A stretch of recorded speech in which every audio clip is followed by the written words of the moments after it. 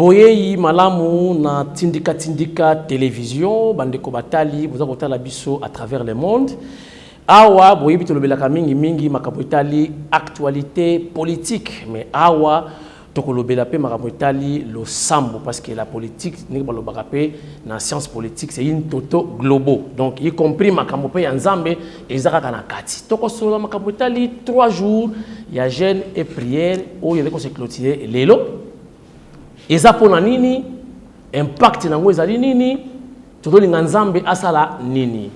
Na émission lelo bozomona c'est un peu spécial, on a plateau moko spécial na yambi oyo babengi pasteur Jacques Kambala Chilombo yende azali organisateur, parmi organisateur, azali coordonnateur ya événement ya 3 jours ya prière oyo eza pona intérêt général.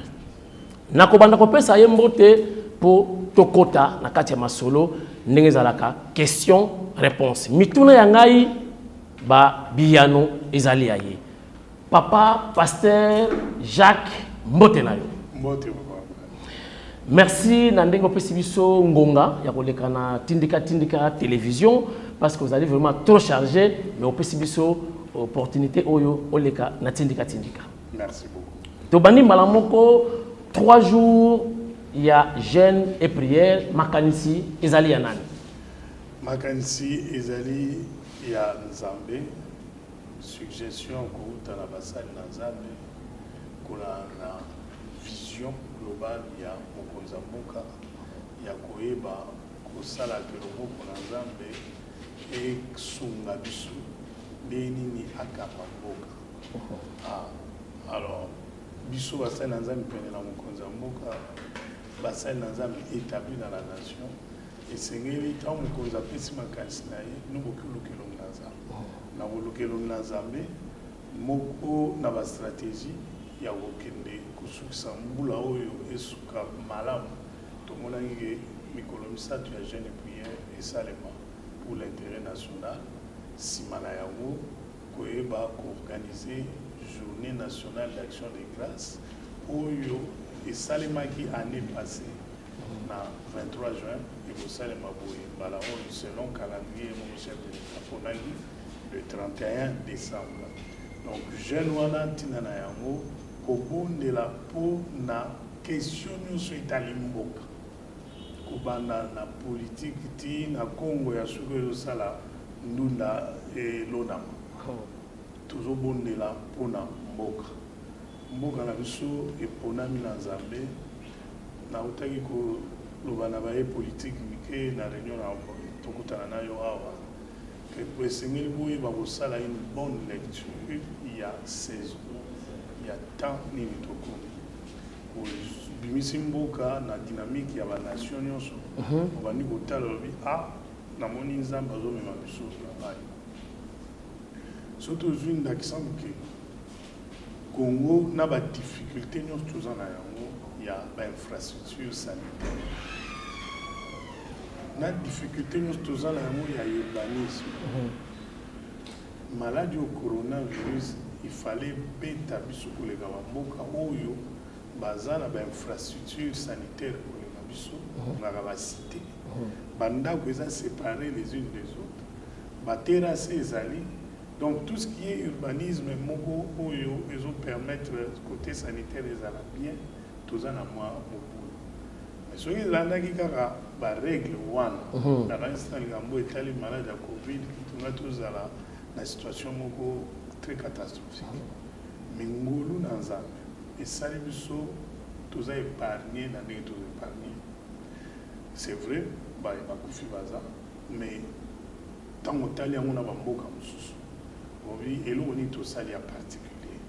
La carte de la réponse, bon, na année passée, na année où na mars, tant que vous avez aucun nom ça, Pâques, na zagi moko ya basali na Nzambe bakutana mokonzi ya mboka na binaye Nzambe asololi na ngai soki tosali sainte scène nationale akoepargne mboka na maladi oyo na lolenge puis mokonzi ya mboka ayokelaki biso apôtre Roland Dalo et Roland Ngai, tout ça qui saint wana recommandation Nzambe ezalaki ye Mokonzamboka na première dame Bandia na Bisolongo Sensanwana pour éloigner les calamités dans la nation et les adversités durant son règne.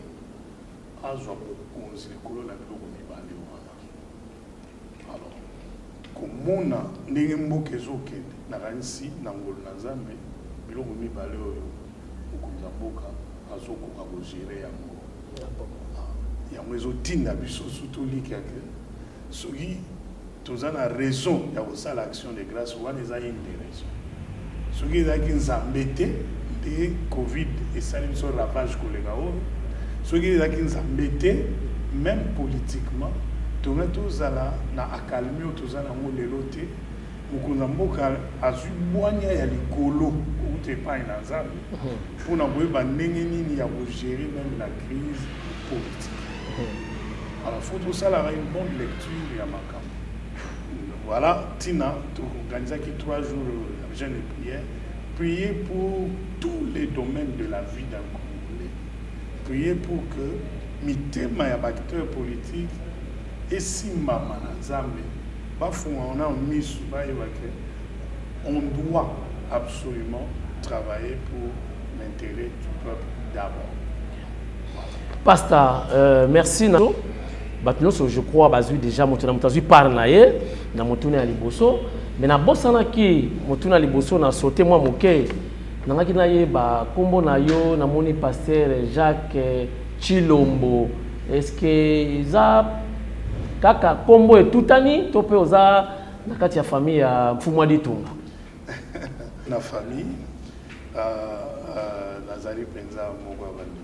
Ah, donc c'est que libota ya Mokonzamboka libota ya batu basambela ka tomona ki ba c'est la BP paix à son âme.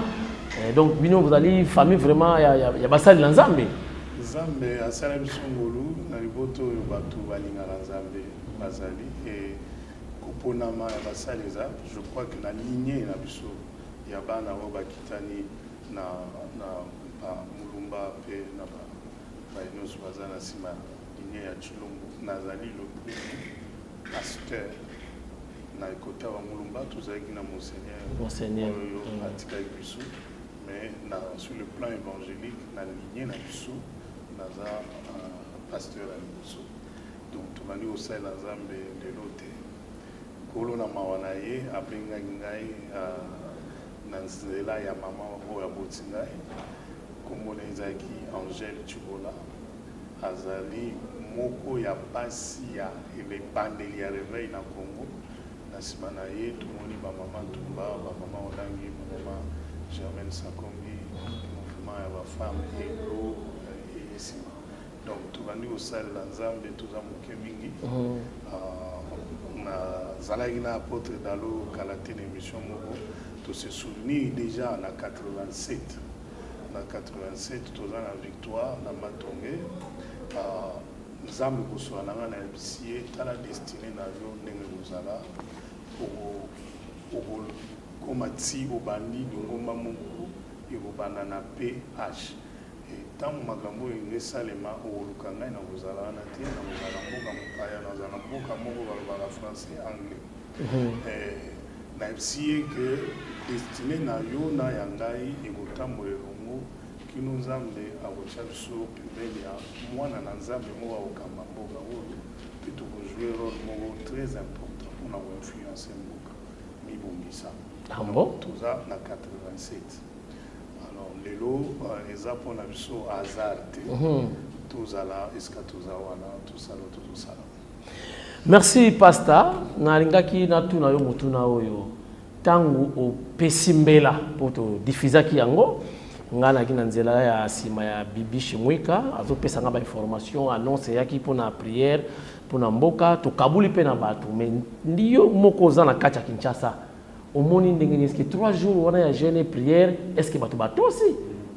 C'est sûr que tozala na unanimité à 100% et toza mpe na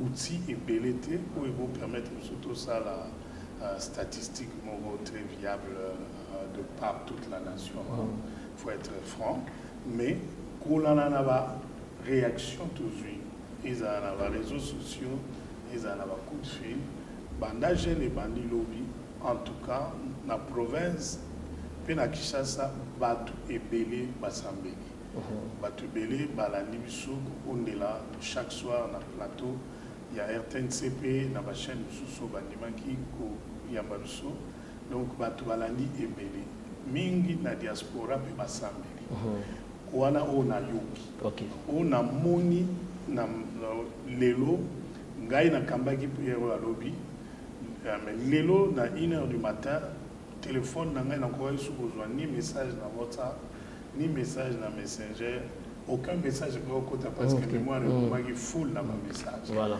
il y a batou pour confirmer que ba prier na biso elongo et eza ba origine différente kokutana ba sala nzambe mususu lelo na 10h na yoki pe bango pe ko témoigner ba appel boni bazui pour ba tout confirmer que ba sambela donc ben élément wana ezotinda biso to loba avec humilité que nzambe asali grâce ya mbalo yo adhésion est un peu plus makasi que l'année passée parce que na kanisi bato ani besoin de plus en plus conscience il y a intérêt national d'abord Pasteur ndeko moka uti poto ayibisi ngai azalaki na mundele ayibisi mais ndenge to kanisaki coronavirus ndenge ko ravager bien en Afrique mais tout le monde lokola c'est comme si nzambe aza africain yo ko lobani na maluba mundele wana bon nzambe aza nzambe ya batu nyonso mais Afrique eza na particularité na yambo avant na répondre sur le plan spirituel na bi nzamba sali biso grâce en Afrique tous dans un écosystème moko et vont permettre biso to maîtriser ba maladie virale neti virus ou bêta différemment na écosystème eza na Moyen-Orient na Occident et na mboka ya chinois ça c'est de un mais malgré cela tous en mboka musu na Afrique oyo ba betami koleka biso tous en est en Afrique du Sud tous en presque écosystème moko tous en climat voisin moko mais il est moins salé kuna na awa biso tous un peu plus épargné pour une des raisons nous avons retrouvé nation congolaise c'est une nation où il lukakanzambe bandaka tous en beaucoup tous sambela à part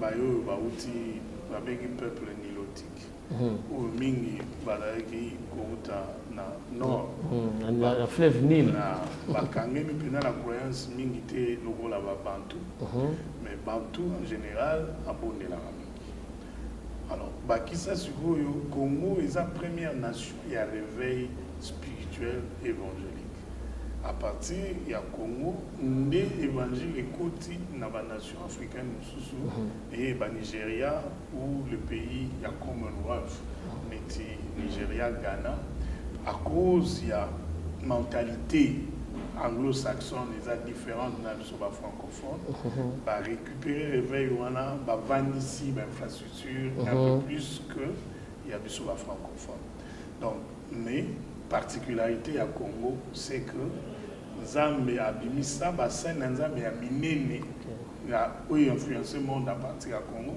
to bandi na simugimba puis na baike bazalaki donc tout ça déjà dans moins longueur d'avance par rapport à la nation c'est là tikala na biso je crois et tikala na biso c'est que bassin Nzambe pendant une certaine période ba bimaki pour na ba ebele ba bimaki na banzela Nzambe bali bozwa banzambe abapaya bakotsa na kati makambo nzambe nzambe asali biso ngolu na saison oyo to koka ko se repentir to zongela comme il faut voilà pourquoi na molimo na nzambe tukambaki mokonzi ya mboka mokonzi ya mboka na année passée la première fois dédiaki mboka epai na nkolo abandaki d'abord kosenga bolimbisi mpona masumu ya ye na baye nyonso baprécédaki ils ont maman mususu asala te aleleli yango mawa epai na nzambe parce que si vous voulez bomona loboko na nzambe sima une vraie repentance il faut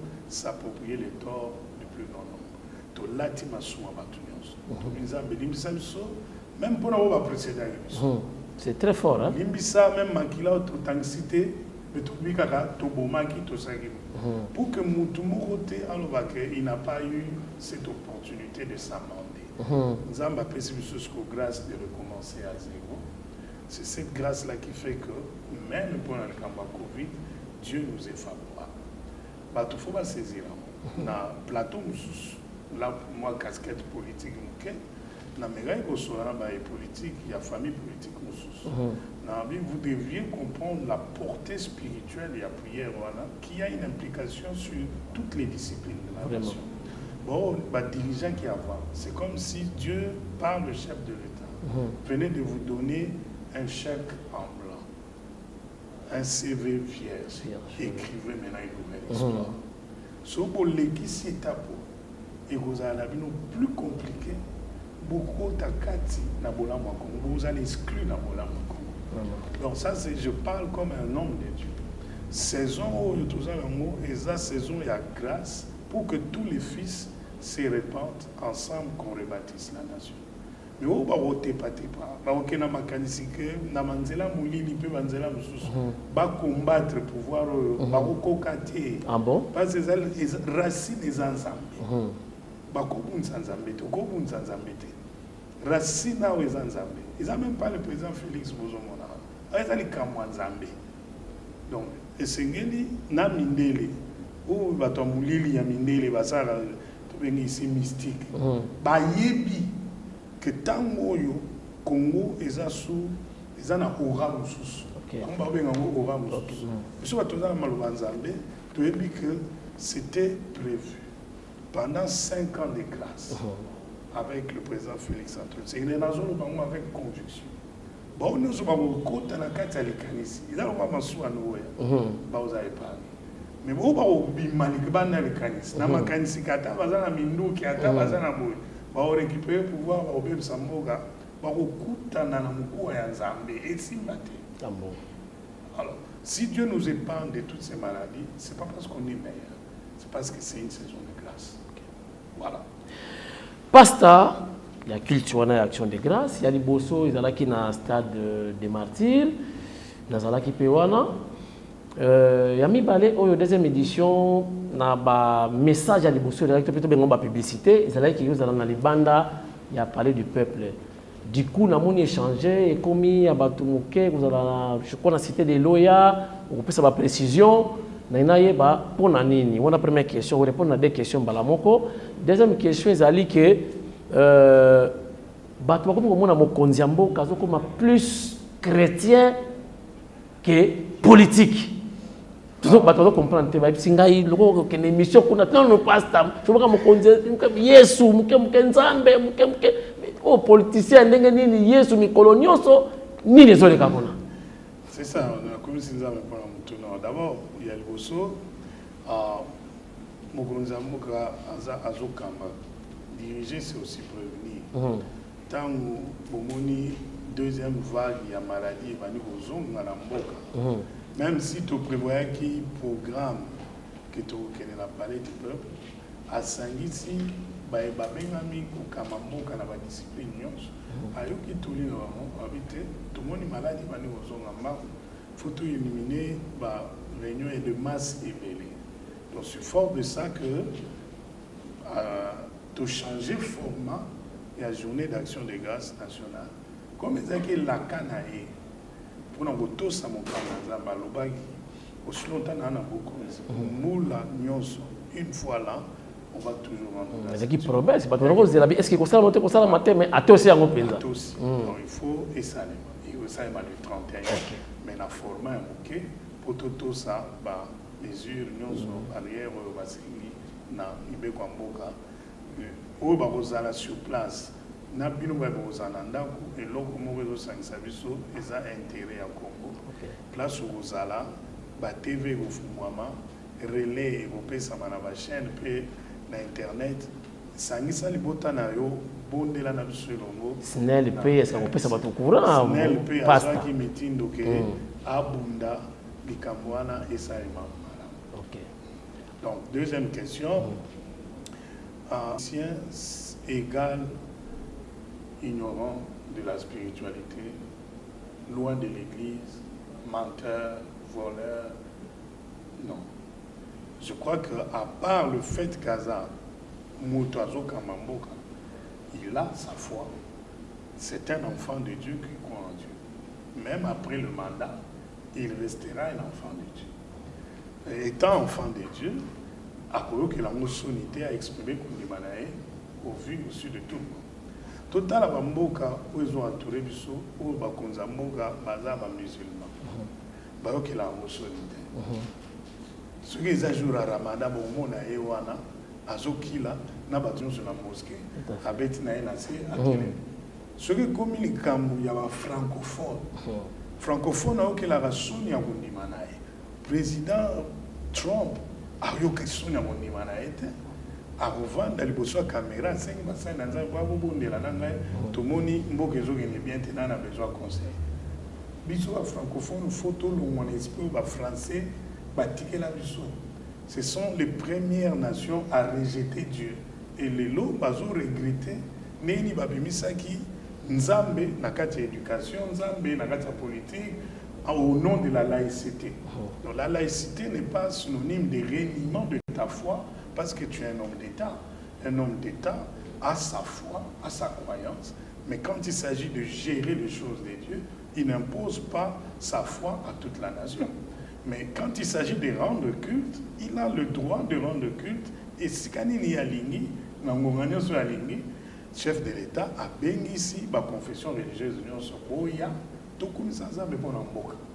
Nous avons un place sur les athées, mais nous payons Tindika Bolanda comme politicien.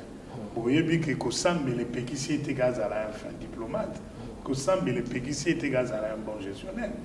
Otali, comment il gérait le projet de 100 jours, n'eût été mauvaise foi, il y a quelques acteurs politiques, dans la minute où ils chassent dans la minute où à l'intérieur du pays, vous voyez que le chantier électrique est en suspens, et c'est Bandaki, ce qui est si là qui n'est pas vraiment. Et qui sont dans la néon. Donc, quand à la moelle en Nzambe, ils ont péqué ça, ils ont un bon représentant du peuple, parce que politicien, de définition, c'est le représentant du peuple dans les institutions pour la gestion de l'honneur du peuple. Okay. Donc, dans mon idée, naïmo, naza pasteur, mais ça nous le que naza ignorant et appui politique. Pasteur, je suis parce qu'il faut libérer yo, badozi la opé c'est comme Soussou. Vous avez vraiment trop pris.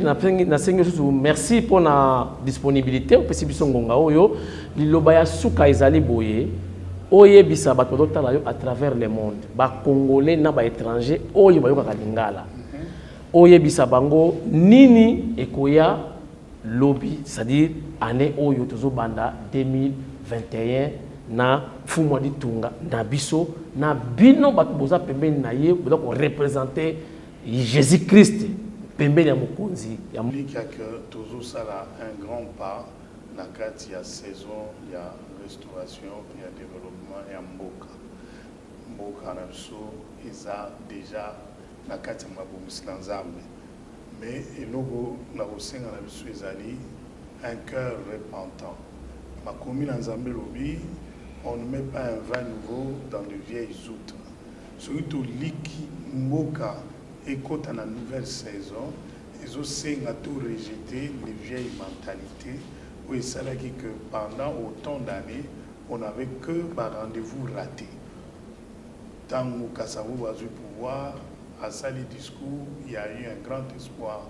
Mais tout cela, moi je ne l'ai pas connu comme politicien, à la génération et après.